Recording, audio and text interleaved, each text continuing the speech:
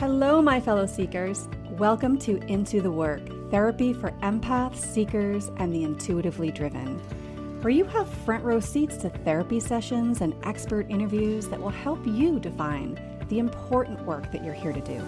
So I guess you actually have something better than front row seats. You practically have a seat on my couch. That's right, you will have unrestricted access to actual sessions with real people, exploring real life issues. You will continue to be inspired by powerful conversations with experts and healers that might just share exactly what it is that you need to hear to get unstuck. I am Michelle Pauverman. I am a recovering people pleaser and former anxiety-driven empath, turned now mostly grounded psychotherapist and intuitive coach. I have been helping people for almost 20 years manage their limiting beliefs and anxiety to finally stop the self-sabotage and step into their gifts. I created this podcast, Into the Work, to give you a place to learn more about yourself and give you actionable strategies to finally move those roadblocks holding you back so you can go for what you want. Above all else, my hope is that this podcast is a catalyst for your awakening. If you're listening, you've already taken a step towards getting off of autopilot, and our next steps together will be taken episode by episode, waking you up to the possibilities, the new ways of thinking and being, so that you can stretch into that next level of your story.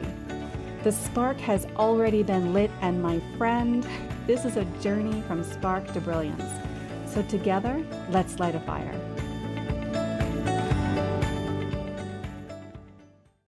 Hi, and welcome back to the show. Today, we're talking about how you struggle with boundaries. This is part 2. And we're going to discuss the one critical shift that you need to make that can change everything. And it really, really can.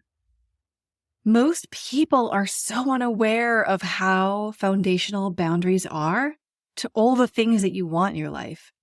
You know, the relationships, the kind of intimacy that you want, the kind of friendships that you want, the parenting skills that you want, the career goals that you want, even the overall freedom that you crave, you know, whether that be money and time freedom that we all want, right? So all of that boils down to how you're showing up in your life, and boundaries are key.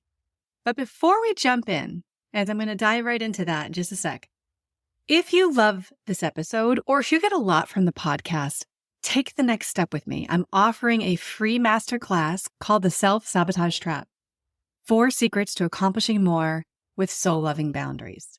This is coming up soon on March 18th. So if you are interested in learning how you might be self-sabotaging and what you can do about it, sign up. I mean, why not, right? It's free. You will walk away knowing that the thing that you've been doing that's getting in the way of your success, that there's something you can do about it. So if you're a procrastinator, if you tend to avoid things, if you're not even sure why and it's so frustrating, this masterclass is for you. This is an opportunity for you to show up for yourself and get unstuck. And even if you're not stuck right now, this is an opportunity to connect deeply with yourself, to clear out what has gotten in the way for you in the past and get ahead of the game, right? And at the end, I'm going to do a mini activation to help you connect with what you want and clear away some of those obstacles. When you're done with this episode, go ahead and click on the link and sign up. It's free. And I'll look forward to seeing you there. Okay, so let's jump in to discuss and talk about this one crucial shift. So as empaths and as sensitive people, we many times struggle with boundaries. We struggle with them on an energetic level. We struggle with them on a physical level, on an emotional level, how much we can tolerate and feel around other people. But we struggle with boundaries, you know, being overly responsible. We take in a lot of stuff from other people. And so we struggle really setting that boundary. When I was starting to prepare this episode in my brain, I actually thought back to a moment in time when I used to be really in the throes of my people pleasing. And for whatever reason, today, this episode really kind of made me go back in time a little bit. I kind of remembered some things I hadn't thought about in a really long time. And I remember feeling so insulted back in the day when people would ask me to do things that would put me in a position to have to say no. Like, how could they ask me that knowing it's going to make me uncomfortable? That's so annoying, right? Like, that's what I used to feel. those people who are not people pleasers, I used to even call them, the over-askers instead of the overgivers. And I think most of us overgivers come across the over-askers in our life, and we attract them probably. And it used to make me so mad when people used to over-ask. That's how it felt. They were asking for more than what was comfortable. And it used to make me so mad until one day it was my turn. And I was working as an intern in my 20s. This was my second year working at this place. And I had to work up the courage to ask my supervisor for what I needed. Okay. Which is, that's not easy for any of us. And so I needed an extra half an hour.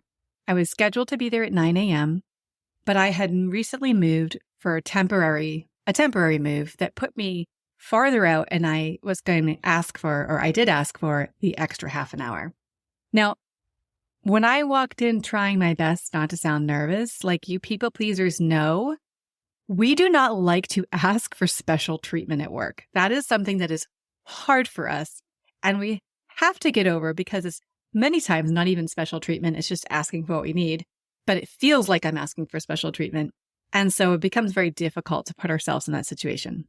But you guys, I did it. I pulled my act together. I was in that cusp in my 20s of really learning the boundaries of professionalism and personal. I was really always kind of saying, this is professional, it's not personal, and really trying to understand both. So he sat down in his office and I sat down with him, and I made the time and I asked him the question, can I come in a half an hour later? And here's my reasoning. Now, in return, he kind of went blank. And then he said to me, you're putting me in a very unfair position. And I was like, what? And he went on to say that, he doesn't like having to say no to me. And it was very unfair of me to put him in a position where he would have to do that. And he would really appreciate it if I don't put him in that position again, because it's not fair. And oh my God, my brain was spinning. I was like, what? So now I'm the over-asker. But AKA, he doesn't want me to ask for what I want because it makes him uncomfortable.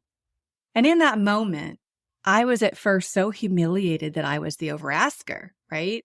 But then very quickly, I was like, wait a minute. Your job as my supervisor is literally to field these questions. And in life, it's my job to ask what I need, not withhold from asking so that I can be responsible for managing someone else's feelings. Whoa, it was like a huge lesson. And it was a wake-up moment when I saw the mirror on the wall. He was mirroring back to me how irritated I was by the quote-unquote over-askers, right? And now I don't use that term anymore. And actually, when people ask for what they need from me, I really wholeheartedly, seriously want to high-five them. I get very excited when people ask for what they need. Even if I can't deliver, I can be like, that is amazing that you just asked me that question. I love you for asking me that question. And no, I can't do it. I'm sorry. But I can still totally cheer you on and love that you asked it. And here's maybe how we can approach it differently or whatever, right? This was the seed that needed to be planted so that I could understand the core issue that most of us have with setting a boundary. And I'm about to share that with you, that massive shift, so that you can make it as well. And it is actually kind of a massive paradigm shift in our belief system. And here it is. Most of us, I'm sure you'll raise your hand, have been conditioned to believe that when we set boundaries, we disappoint people. When we set boundaries, we hurt them. We distance ourselves in the relationship. We appear selfish. We hurt the relationship. We abandon people. So we struggle with them. And so we put ourselves last, or we don't outshine or whatever. Now this is point A. And that's where most of us grew up. We grew up in point A. In order to get to point B, where we are clear that boundaries are foundational to our integrity, and we can set them with ease, knowing that they lead us in the direction of our greatest desires, right? We need to make this massive paradigm shift in our beliefs from one where they are hurtful to others to one where we believe and trust, and here's point B, that our boundaries are about being known, that your boundaries are your efforts you're putting out into the world, that are about being heard, that they are about being understood, and they are about being authentic and real.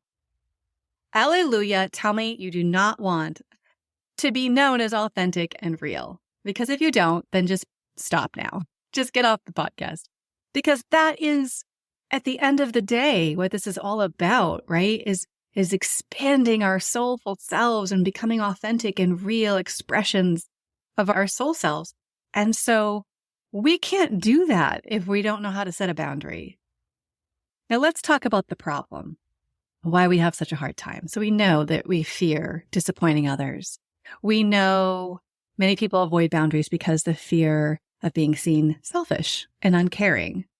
We actually fear many times even just wanting things, because many times we feel that wanting things is a selfish thing too, and that people are going to judge us for it. And here's my message to you on that. I picked it up along the way. I'm not even sure where, but I love it and I've held on to it. And that is that wanting is growth, not greed. When you want more, that is growth. That is growth within you, sister, right? It is not greed. And so I want you to uncondition that right out of there. Now, the next piece is the people-pleasing tendencies can really make us feel like no is a rejection. And we do not want to reject anybody. We don't want to be rejected. It's super painful. And we don't want to in turn reject anybody. And that other piece too is we really do believe that these boundaries that we're doing are going to somehow damage the relationship. That somehow by setting a boundary and saying no, maybe they won't come back again. Maybe they will feel that we've created distance and it's just we're not a safe person anymore. And we really want to be a safe person. So we really feel like it's important to say yes and let them know that they, are cared for. Now, the mistaken belief that love and connection require always saying yes is a problem. I don't know if you learned that growing up in point A, but you have been fed something that's false. The mistaken belief that love and connection require us to say yes is wrong. Okay? It's a mistake. And it goes in line with receiving messages when you were a kid and growing up about defining what it means to be a good person. And a lot of times it came with self-sacrificing, always being available when people really need you. Never saying no. Those things probably came up for you in different variations. But listen, you're risking some things here. What do you risk when you don't do this work? I will tell you that without boundaries, you're going to start filtering your thoughts, needs, and desires to avoid conflict, to avoid disappointment. And I know in our last episode, I talked about that your thoughts, your needs, your desires, your wants are your North Star. They're your intuitive, energetic push in the world of who you become and how you become. So disconnecting from those is huge, and it's not good for you. It's not good for your life and your life purpose. But without those boundaries, you start to avoid conflict by filtering those things. And this means that you have built relationships on who you think they want you to be rather than who you truly are. And over time, this leads to resentment, exhaustion, a feeling of not being truly seen or valued, and it actually feeds into the underlying belief that I am unlovable. So if you're somebody who has that underlying belief that I am unlovable, then this is part of the problem. This lack of boundary setting is part of the problem, because what it ends up leading you into is living in a place where people get the false part of you. For example, the overgiver in friendship. So imagine you have a friend who frequently calls to vent about their problems, but they never ask how you're doing. You never say no, even when you're absolutely exhausted, because you don't want them to think you don't care. So what ends up happening in that scenario, that friend who it's unbalanced, right? They're always needing you and to vent and to talk about their problems. And you're never really given the space to do the same, and it's just not balanced. Now your friend sees you as the always available emotional support, rather than someone with their own emotional needs. And if this friend is I don't want to call them a narcissist, that's not necessarily what I mean, but they're just a little bit wrapped up in themselves a lot, right? They just don't see past their own stories that are going through their heads, they are going to really just be on that one track trail that you are there for their emotional support. They are in a relationship with the version of you who always says yes. That's not the real you, who sometimes needs space, who sometimes needs support. Over time, you might start to feel drained, unappreciated, but they don't know that because you don't communicate it. I tell you, I have been here.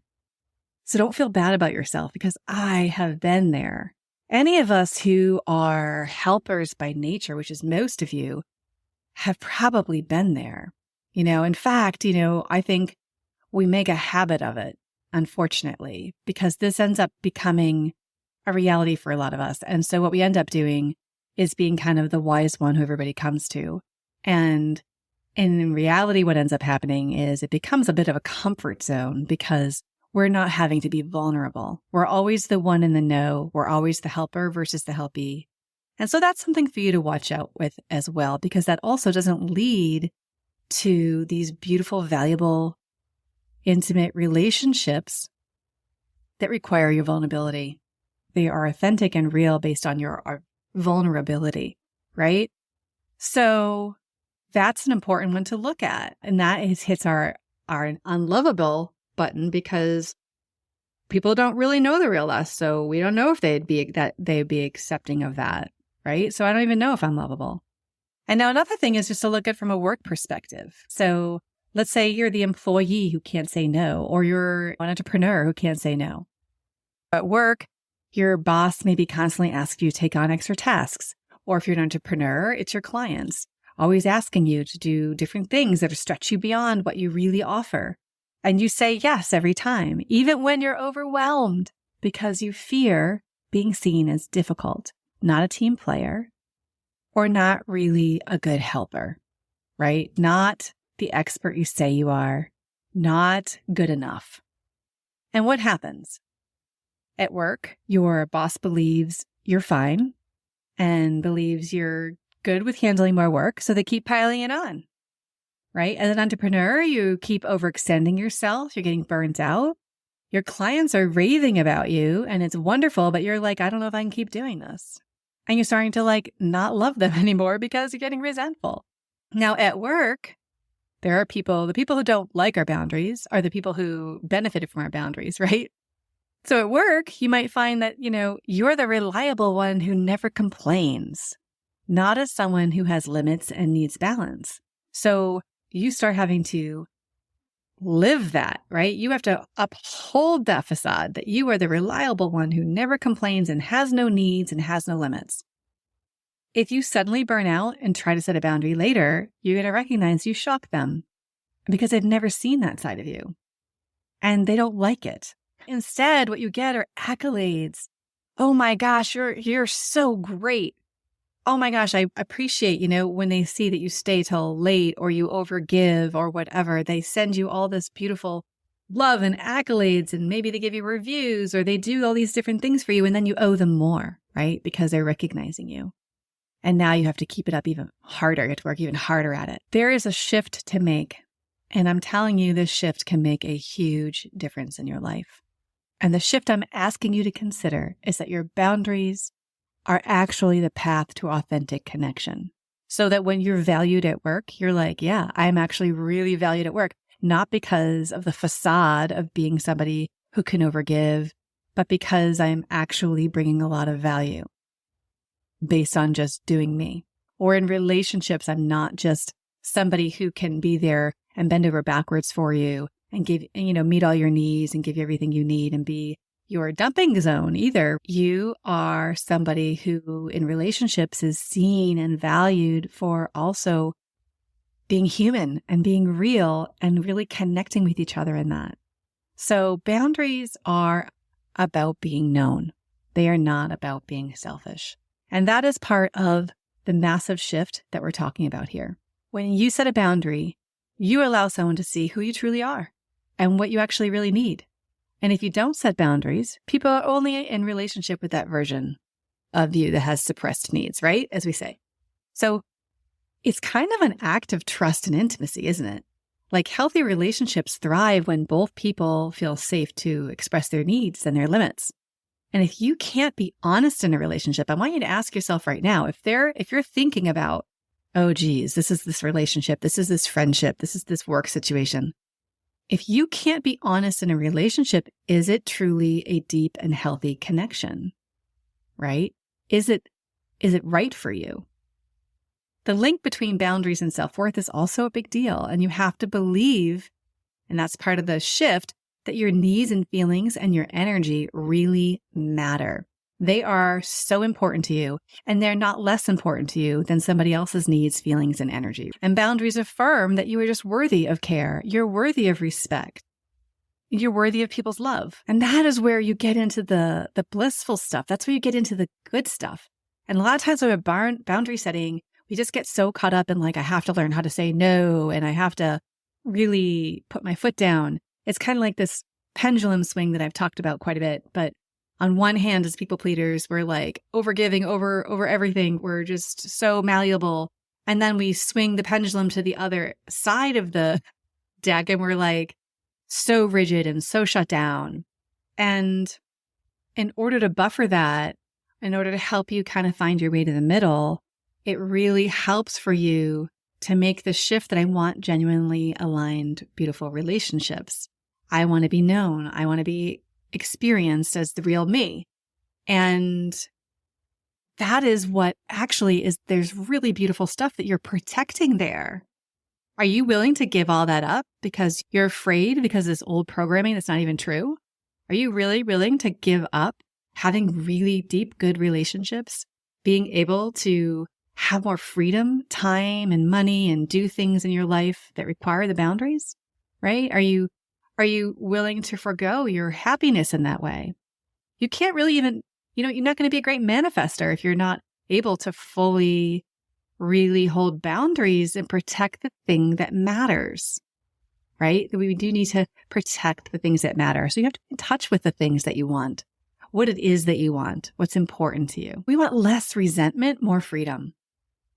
No more feeling drained or taken for granted. We just want to feel in balance. We want to feel peace.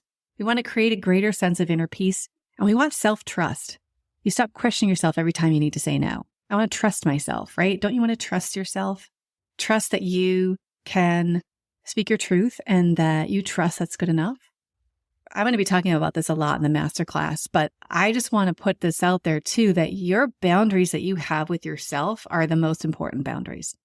Because I think at the end of the day, everything else doesn't get done until you actually can hold boundaries for yourself.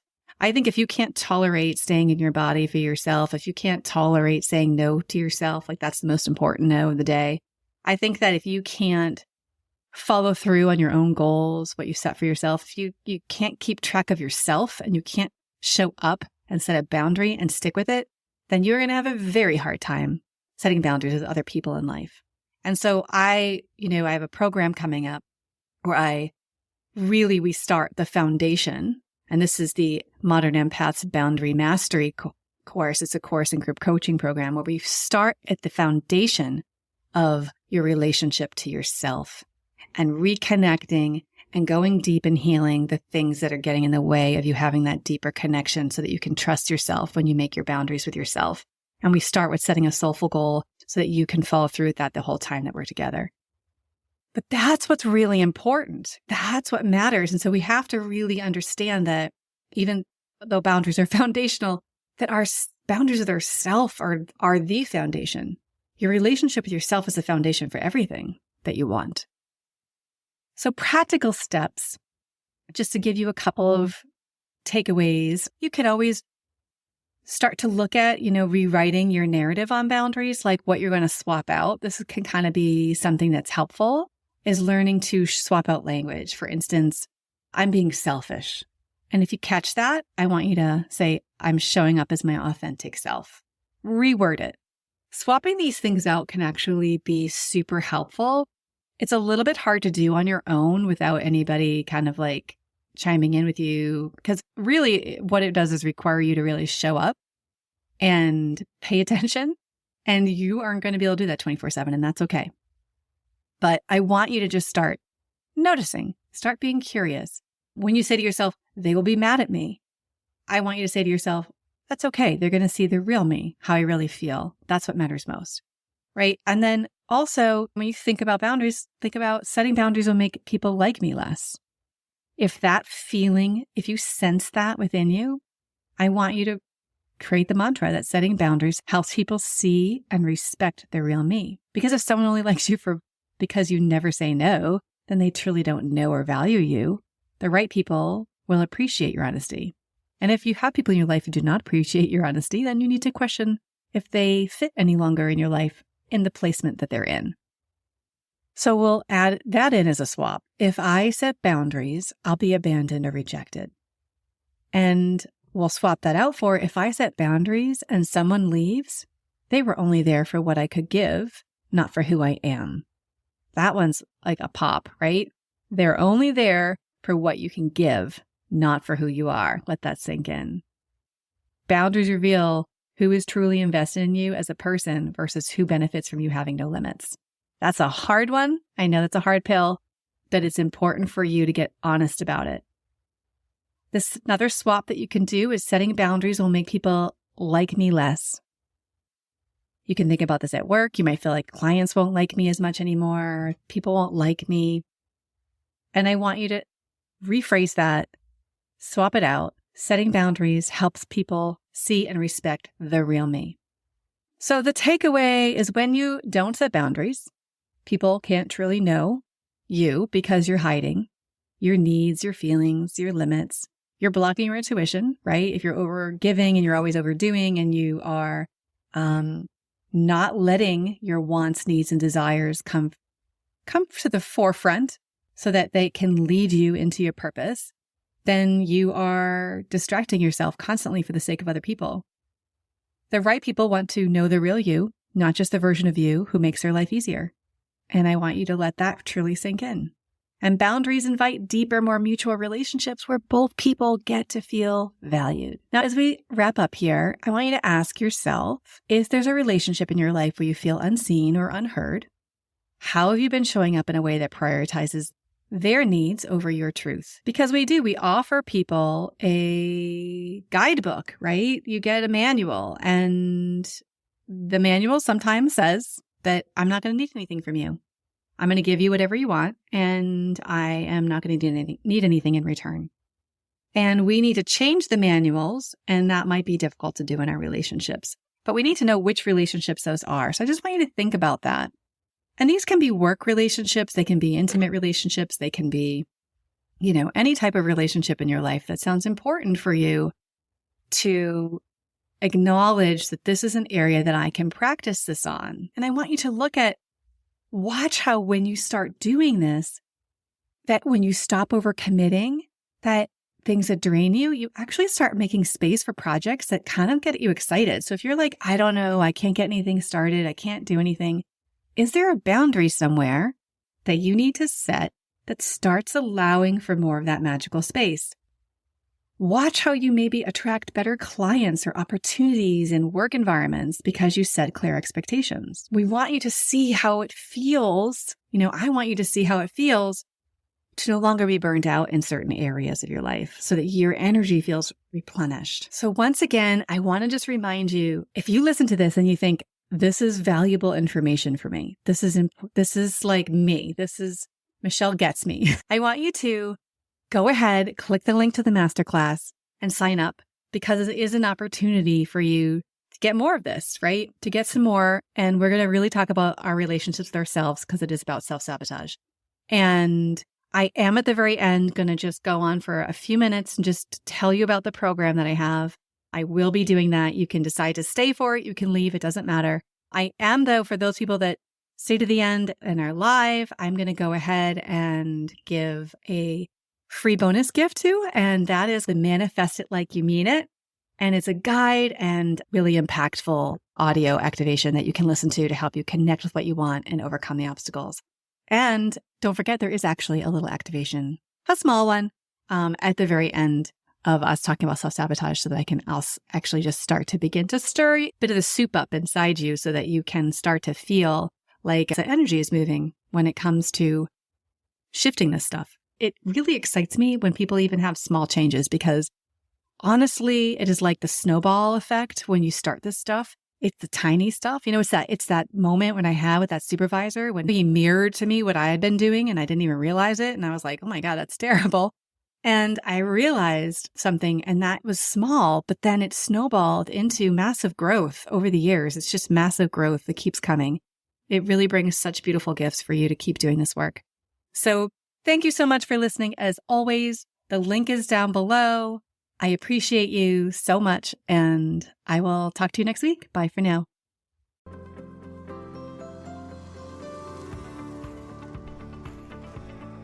Thank you for listening to Into the Work Therapy for Empaths and Seekers. Don't forget to grab your free gift, your Shadow Work Transformation Bundle at michellepoverman.com. I've included everything you need to get started to break through the patterns of self-sabotage and finally start to heal the parts of yourself that are getting in the way of truly reaching your potential. From a powerful meditation designed to help you meet and embrace your shadow self, to the guide that's full of curated prompts and important questions to support you on this journey. This really can be the work for you to unmask the root cause of all the issues you've been experiencing, honestly, and start to feel free to believe in yourself and go for what you want. The link for this free bundle is in the show notes. And if you like this episode, I would be so grateful if you could take a moment and rate, click and follow, and leave a review. Of course, you can always follow me on socials at Michelle Poverman. And keep in mind, as you embark on your journey from spark to brilliance, remember, the universe is always conspiring in favor of your awakening. Everything that's happening is in support of you lighting your own fire within. So until we meet again, may your path be well lit and your heart be guided. Shine bright, seekers. Until next time.